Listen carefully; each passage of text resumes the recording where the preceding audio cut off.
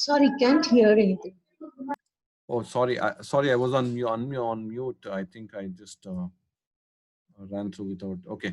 So basically, when you take a food, pharmacy grade probiotics, if you go into the contents, you can see that what are the lactobacillus strains of Acidophilus, Salivarius, Planetorum, and if you see Bifidobacterium, they have two strains, Bifidum and animal other substrats.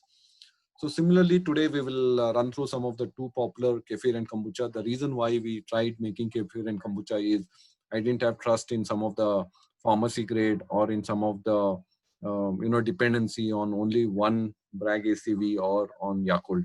So I wanted to really see whether bacteria are alive, whether I am consuming a working probiotic. So I wanted to really experiment, and that's where my search started with kefir and kombucha. So the kefir has lactobacillus mainly. The strains it has is lactobacillus paraceraceae, acidophilus, Allidae barocci, and other things. So now you understand kefir is basically a lactobacillus probiotic. Any questions here?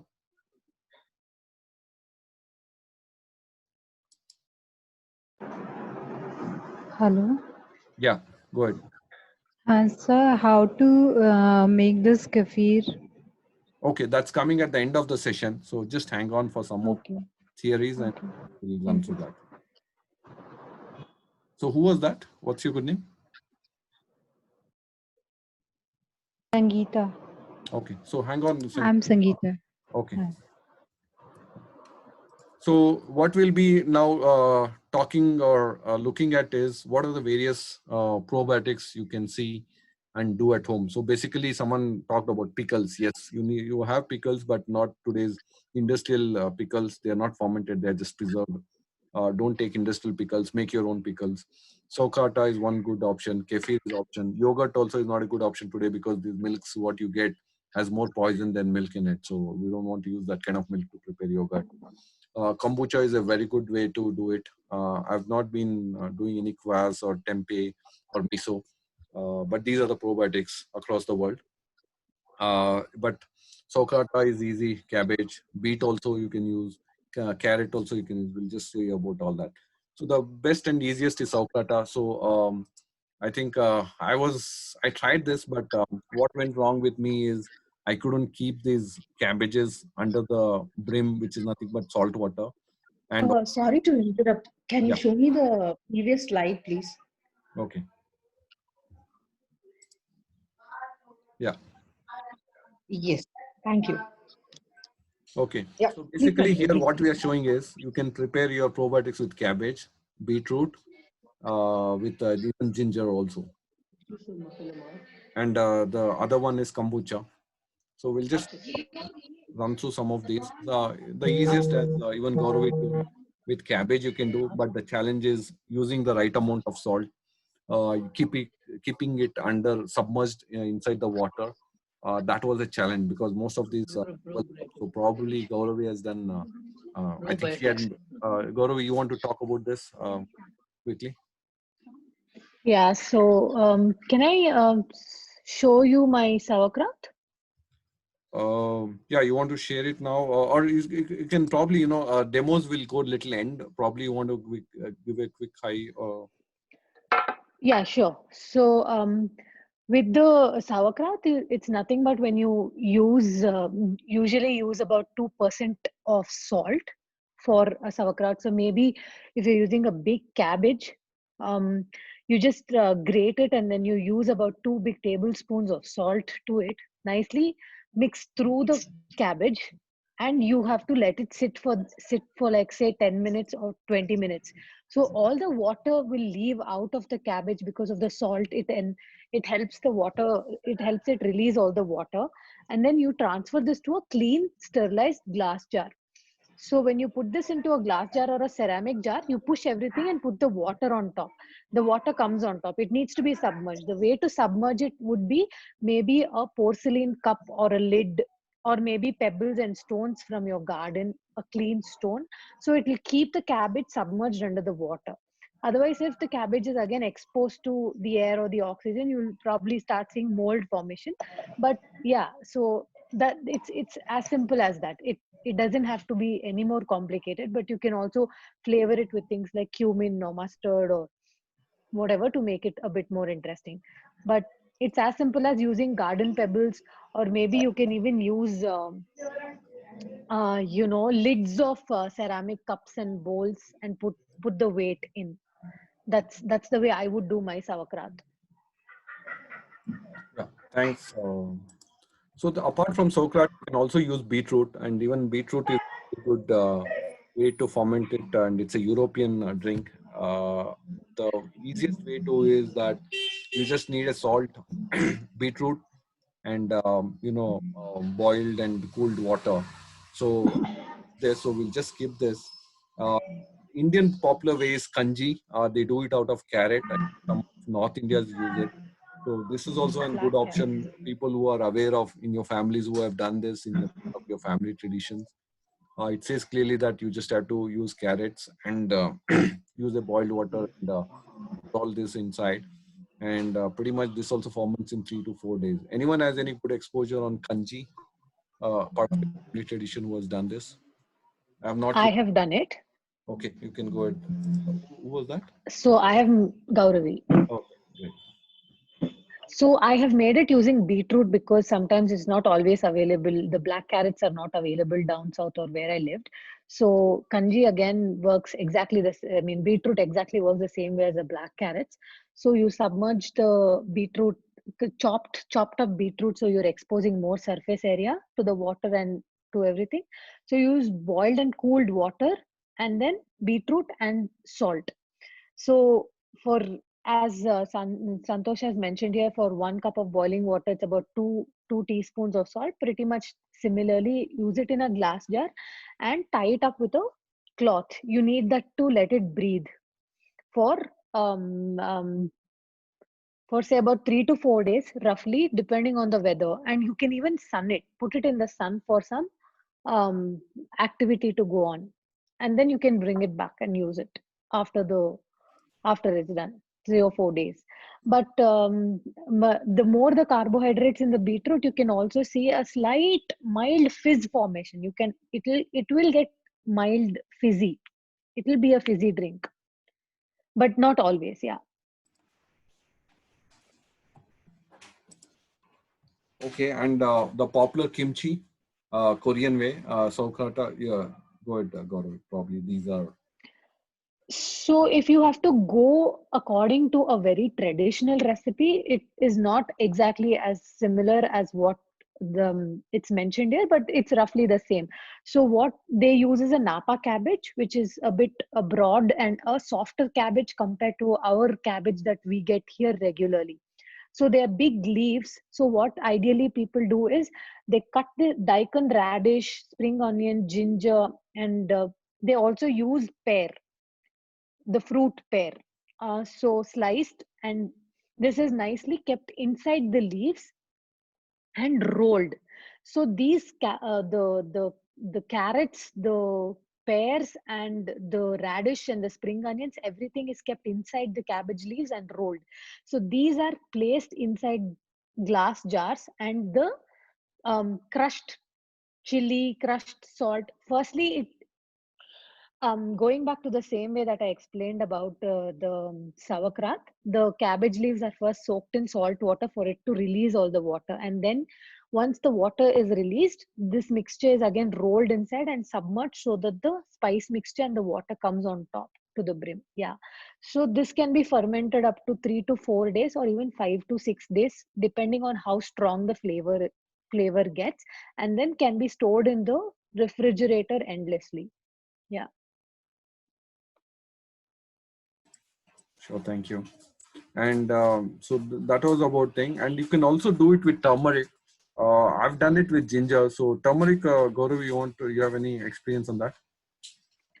I have no experience on turmeric bug, but I have definitely made the ginger bug. But I think it is very similar to how the ginger works. So Correct. for a ginger bug, for a ginger bug, I would ideally start with 1 tablespoon of grated ginger to 1 tablespoon of organic sugar with about half a cup of water. Mix it well, stir it, and set it aside in a glass jar. So you repeat this 1 tablespoon of grated ginger, and 1 tablespoon of sugar every single day for about 5 to 6 days. I would say 1 week. So this will start fermenting. After third day, you can start seeing bubbles and it will become sour. So this is when your ginger bug is getting ready. So this bug, you can use it to make your lemonade, ginger ale, and everything. So that is your base mug, that is your culture. That ginger bug is your culture. So you will be adding it to your other drinks to ferment your drinks. So as and when you keep using up this ginger bug, you take some portion of the ginger, remove it, and keep fresh feeding it with sugar, ginger, and water. So you keep doing this every single day. So since it is not always possible to maintain such a ginger bug on an everyday basis, you can put it into a dormant state in the fridge and maybe feed it once or twice a week, or as and when it is required. And people ask you to discard the ginger and the water, but you don't have to. I usually use it in my salads, and I use the ginger bug in my salad dressings. It tastes fantastic, and it adds so much goodness into your system. Basically, I enjoy it as a fizz drink. So after having this, I stopped having Coke or Pepsis and things like that. Yeah. It's the best drink ever. Yeah, And it's easy to make it alcoholic. It gets alcoholic very fast as well. Yeah. So people who want to like have that alcohol kick and that beer kick, you can get it out of a ginger bug by creating a ginger bug and a ginger beer. Yeah, I think Aruna Priya has a question. Aruna, you raised a hand on the chat. Okay, not sure. Okay, so basically, yes, this is a very good drink. Only thing is, be careful that you don't do it in a glass bottle. If you do it, you have to keep releasing the gas. It gets very very fast, fermented, and it creates a lot of gas inside. Bottles might burst. So I had to quickly use and, basically, I think there was some questions. 1 minute, unmute. I think I had mute. Okay. Santosh, Yeah. can you hear me? Yeah, now I can hear you. Sorry, it was my mistake. I had muted all of you. I have unmuted you. Questions. Actually, I wanted to ask you about the sourdough starter. Can we store it in the fridge once we make it? Yeah, basically you're stopping the fermentation process. So keep it only once it is fully fermented, that you don't want it to become more sour. Then only keep it. If you want to control your sourness, Because we don't bake every day. Because we don't bake every day. Can I answer that question? Yeah, go ahead. Yeah, please. Please. So, because you don't bake it every day, you can keep your sourdough starter in the fridge, and whenever you want to bake it, you can bring it back, and you can. It obviously, because it's in the fridge, it goes into dormant state. So you have to wake. You have to wake it up before you bake the bread. So you need to give it at least 2 feeds before you create a lever for your bread. So I have to put it outside for a day or so? You have to feed it. When you bring it out of your fridge, the starter needs to come alive. It needs some food. So it is coming from a cold temperature in the room temperature. So it needs food. Food is nothing but a feed of your flour and water. So when you feed it with flour and water, it starts to come back to life. So I have to leave it for 1 day, and next day I had to bake. Yes. I would preferably give it 2 feeds before baking it from the fridge. So a sourdough starter never really dies, but you have to wake it up because it goes into dormant state and a sleepy state when you put it in the fridge because of its temperature. It needs to come back to room temperature. So if you're already used to baking with sourdough starter, you would wake it up with a 1:1:1. That is 1 part flour, 1 part starter, 1 part water to wake it up from the fridge. And once it's awake, that's when you make the levain for your bread, where your ratio would be 1:2:2. That is when you're ready to make bread. So that is 1 part starter, 1 part, 2 parts flour, 2 parts water. Okay, thank you. No worries. Okay, I think people might not get confused. Sourdough bread is different from sauka atta. So I thought it was sauka atta. So I think you were talking about sourdough bread, right? Gauravi? Yes, Santosh. She was asking about sourdough bread. She was talking about sourdough starter. Yeah, just for the others, not to get confused, sourdough bread is different from sauka atta, what we discussed. Okay, so sauka atta is more about cabbage, nothing to do with the bread. Okay, so ginger bug. See, the whole important. Now we talked about so many things. What is important to be successful that it ferments is try to use glass bottles. Before using the glass bottles, make sure you take a hot water, put it in the glass bottle, and then throw that. It's like a sterilization basically. Use wooden spoons. Don't use steels, and don't use chemical or the factory grade sugars. Either use sulfur free or use jaggeries. I have been using jaggery. People who can't get jaggeries, good quality jaggery, don't use those yellow ones. At least use sulfur free sugars, and don't use any stainless steels. And these are the very, and wherever like ginger bug or most of these, keep daily releasing gases, especially ginger bug, or else I've seen ginger bugs almost at the level of explosions, even in plastic. The way it just fizzes, can't even imagine. So just be careful on fermentations that you need to keep releasing gases. That's a critical part, and that's why don't experiment this on glass bottles in chili. Use ceramics or use a bit of plastic bottles, especially for ginger bug. Any other precautions you want to add, Gauravi?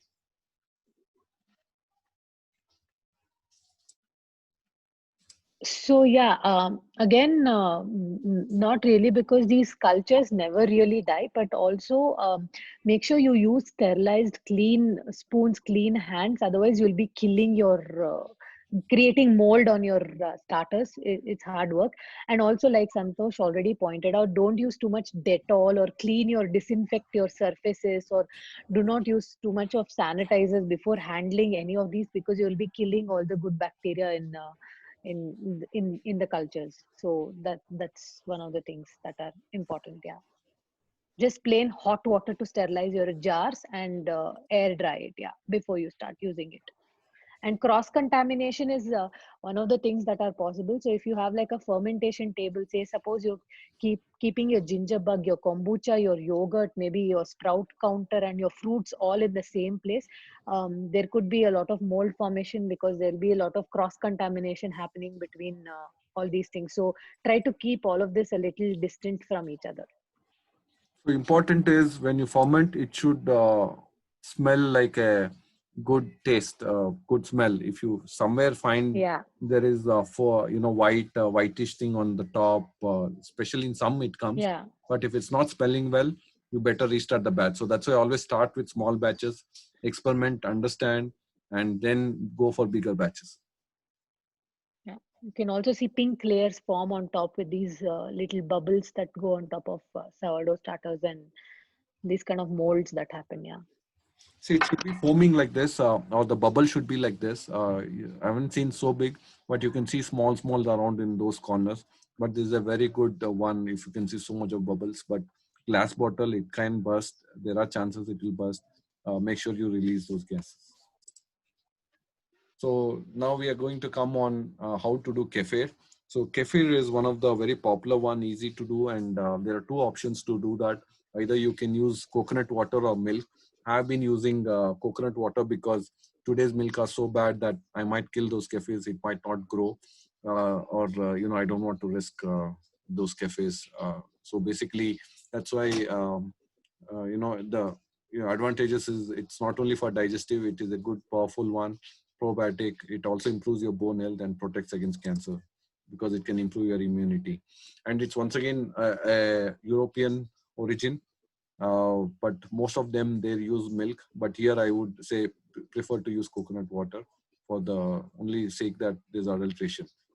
So kefir, how do you do it? Is basically you need to buy the first one, small culture. Culture means like curds. You need to take few pieces from somewhere, borrow, steal, whatever you can do. If you have someone who is already doing kefir, you get few grains, which is in the first block. And then second, get a coconut water, add some jaggery, then just throw in those kefir. After a few days, you can see in the left hand side that the kefirs have multiplied. It becomes so big, it keeps growing. That means your probiotic is alive, it is growing. Until and unless it keeps replicating, that means it is working. The day it stops, that means something has gone wrong with kefir. Either you have not fed it with sugar, or you have not changed the water, or you have not refueled the water of coconut water, something like that. So you should be seeing kefirs growing from few bits to a handful, and it keeps multiplying. Any questions here? Yeah. How can we prepare kefir grains? I think that's like a question like curd. How do we prepare the curd without a curd culture? So in curd they use chili sticks and things like that. But in kefir I have not found how really to prepare. So what most of them have done is bought few strains of starters from others and used it. But Gauravi, you have any answers for that? If we can reproduce without culture kefir? I've done it with kombucha, but never with kefir. So I wouldn't really know. For kombucha, you don't really need the SCOBY. So you just take an unflavored bottle of kombucha and keep it covered for like say 30 days, and new SCOBY will form. And you can also make a new batch of kombucha just with the starter liquid. You don't need the SCOBY really. It's just a cellulose mat. It is not actually the starter itself. So the starter is the starter liquid. Like that, I haven't really tried with kefir. So not to get confused, she's talking about kombucha, which is going to come up next. Kefir, what she's saying is we haven't got any kefir water and able to prepare kefir. You might have to use some starter from someone. I usually bought for 700 rupees. They send it to you. And the problem is every week feeding it was a challenge. So every time I get it, I'm not able to manage for a few weeks that, I have to feed every week and consume it, and it multiplies. So there are these challenges.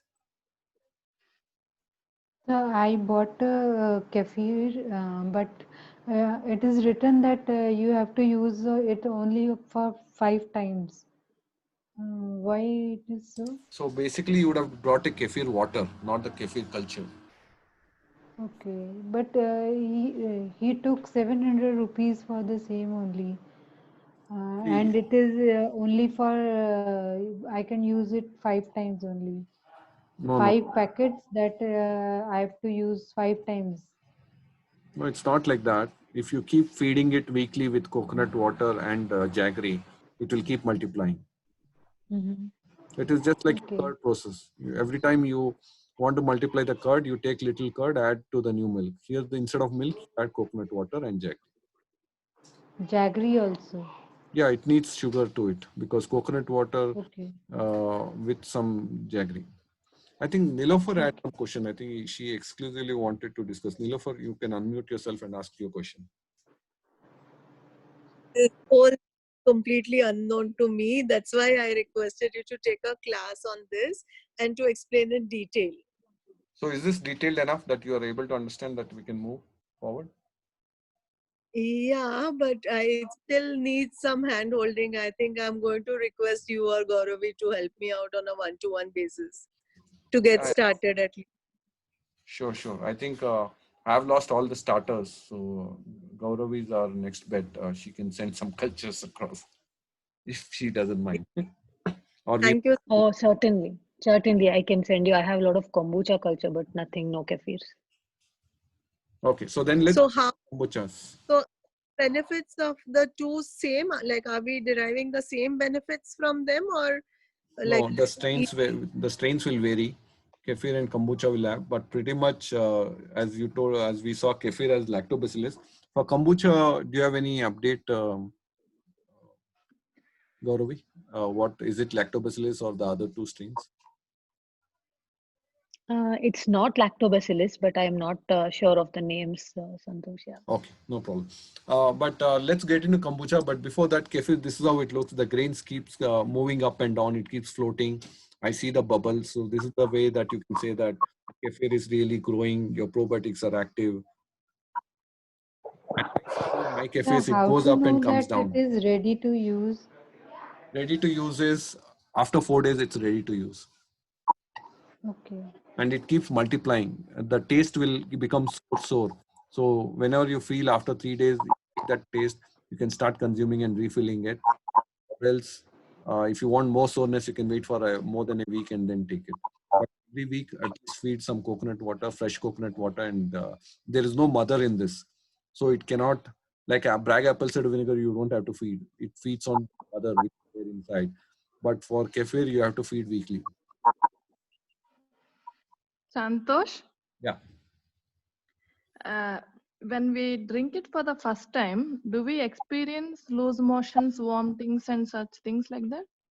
Not for a healthy person, but people who have intestine problems, whose gut is gone or they have more bad bacteria, they might experience. But typically for a healthy gut guy, nothing happens. So Nothing also bad, be right? Sorry, what was that? So nothing bad if we have a loose motion or something. No, as you know, naturopathy, any loose motion or any thing is all about removing bad stuff from your body. So basically, Okay. if you take this and something like that happens, that means this is acting on the bad ones and getting it out. Okay. So ideally, whenever you introduce a new form of probiotic, you would introduce it in smaller doses. So you'd probably start with a 30 ml and then go 40 ml and then go 100 ml. So that could also help you get accustomed to the addition of new bacterial strains in your stomach. So if you have suddenly, all of a sudden, without anything in your tummy, if you're introducing a whole lot, there's so much more activity happening in your stomach. So it's just that and nothing to be worried about. Yeah. Okay. Yeah, but at least next day you'll feel all better. It's just Okay. of the systems, okay? So kombucha. So I think a lot of people might have not understood what Gauri was talking about. So it is a very famous kombucha one. A lot of people won't like it because it looks like one big mushroom, and a lot of people don't like to touch it or like the look of it. But this is what I think Gauravi has a good starter. You can guys get started. Looks like the bottommost. It will be like one big slice of round. See, as you can see on the right, so it looks dirty, but it's nothing bad. Uh, so probably, yeah, Gauravi can run you through on how to do it. So a SCOBY is nothing but cellulose mat. It is a symbiotic bacterial. It's a group of bacteria. It's a mat. So that will help you ferment your tea, black tea. So you're going to feed your kombucha starter liquid plus the mat. So just the mat is of no good use. You need the starter tea. So the starter tea plus the mat, you're going to feed it with black tea. So boiled water, infused black tea, depending on the strength you prefer, you can brew the tea and then you can brew it with like say organic or sulfur free sugar. So you add this cooled tea into the cellulose mat and the starter tea. So this you will be adding it into a ceramic jar or a glass jar and let it rest for at least 7 to 10 days. But in my experience in this weather, it is taking roughly up to 14 to 15 days for the first fermentation. This is your first fermentation. So what first fermentation does is it is going to ferment this drink, and this is when it's ready to drink. You can readily use this after your first fermentation. But if you would like to make your drink more pleasant, more pleasurable, or you want to make it more tasty, that's when you go into your second fermentation. This is the time when you add flavors to your drink. Say suppose say a bit of fruit, or maybe fruit puree or juice, or even flavors like rosemary and herbs. So the second fermentation is probably just for 1 or 2 days. This is when you're going to close the lid of the bottle that you have poured the drink into. All these days you would have, the fermentation happens with a little bit of air going up and down through the bottle through a muslin cloth. So the first 14-day fermentation happens with the cloth on top of it. So it needs to breathe. This needs to breathe while it's fermenting. But the second fermentation, when you want to get some effervescence and bubbles going through your drink, that's when you close the lid of the drink, and the oxygen is going to build up, and that's where your bubbles and gas is going to build up. So this is where the second fermentation happens. But for you to get the goodness from the bacteria and probiotics, it's just good enough for you to go through first fermentation. That's enough if you want to just get the benefits out of kombucha. But to make it more pleasurable, you would go through the second fermentation. I hope it's clear.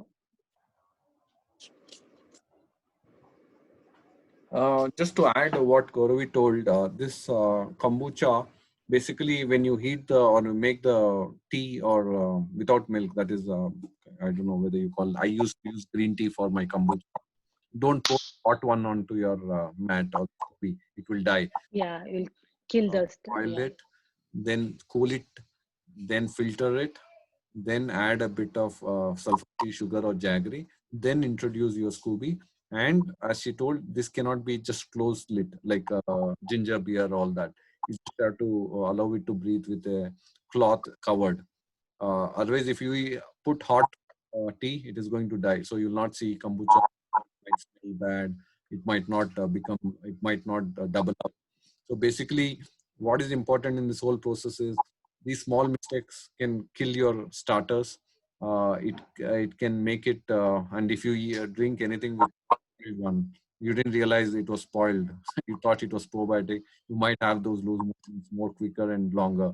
So make sure you understand it is fermenting the best way, as she told us. You should see bubbles coming up. You shouldn't have foul smell and things like that.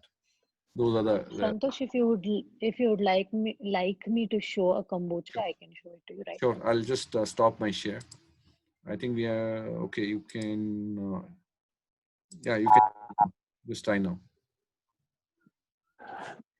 Yeah, if you can see me, I'm holding a kombucha bottle which is ready to drink after the second fermentation. So this is kombucha ideally would look like a honey color because of the black tea and the fermentation that happens. But this, I have flavored it with some strawberries and Shankapushpa flowers.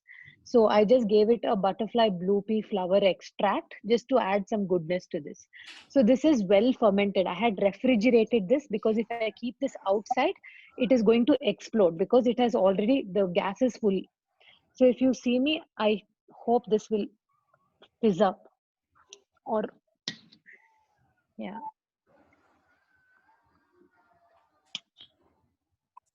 it's actually a fizzy drink. I don't know if you can clearly see it, but Yeah, you yeah. can I can see bubbles the go on bubbles on top. the top. Yeah. It's bubbling up. So this is the second. This is ready to drink after second fermentation, but you don't have to go through the process of second fermentation. First fermentation itself is good enough. Can you see the bubbles? Everyone wants to have it now. This is the strawberry and Shankapushpa, butterfly blue pea flower. It's very commonly found. That's giving the color. And also while we are at it and while we are on on the video. I will show you my sauerkraut. This is just grated cabbage, one whole grated cabbage, and 2 big tablespoons of salt. It's not submerged in water, right? It will It is, but I just no. I mean, I just pulled it out from the back of the fridge and got some out. It is submerged. Okay, actually. great. Yeah, so that's important for the rest of the people. Just Get that, Gauravi? Somebody was saying, yeah. Gauravi, Nilofer, how did you get that color, that red beetroot color? You said it's cabbage, The right? sauerkraut, you mean? I've used the Yeah. purple cabbage. Purple I've used the purple cabbage. cabbage. Oh, okay, okay. Yeah. Okay. Because that is what I had on hand. Okay. So I've used the purple cabbage. Okay, okay. we have 3 minutes left for this session. Anyone else has a question? Quickly.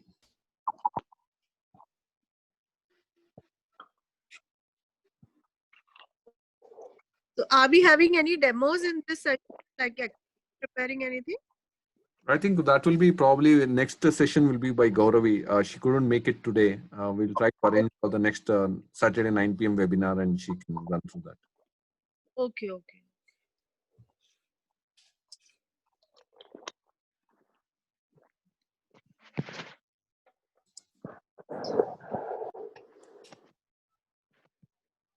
Any questions? Shiva, Sangeeta, Ravi, Lakshmi, Oscar, Raju, Sangeeta, Nilofer. This will be shared by the PDF file for us later. Sure. Hi, this is Bhaskar. I just have a question. Like, do we have any tests to identify whether we are having enough bacteria or not? Or is it only through symptoms that we go and understand? See, there are few tests where they take the sample of feces and check, but they are very advanced in US. I've seen the reports quite exhaustive. In India, I've not found centers where at least I've not been able to come across. You can comment. She was in Australia, but in US, I've seen they do the detailed analysis based on the sample. But in India, I'm not able to find. Sorry, I have no idea on this. Sorry. Okay, no problem. Thank you. Next question.